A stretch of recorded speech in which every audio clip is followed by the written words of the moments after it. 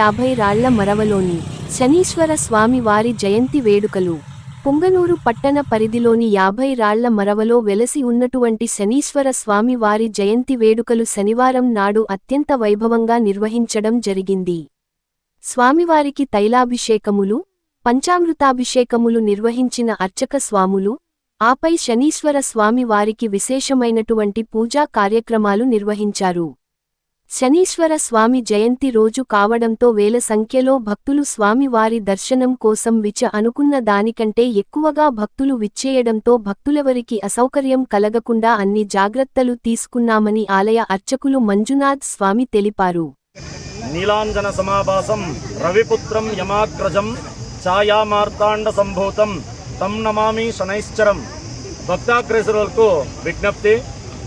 పుంగనూరు మండలం సింగర్గుంట పంచాయతీ 50 రాళ్ల మరవలో వెలసి ఉన్నటువంటి ప్రసన్న పార్వతీ సమేత శ్రీ క్షేత్రనాథ శనైశ్చర స్వామి వారి దేవస్థానమును ఈరోజు 16/5/2026 తేదీ శనైశ్చర స్వామి జయంతి సందర్భముగా స్వామివారికి విశేషమైనటువంటి శాంతి హోమాలన్నీ నిర్వహించాము.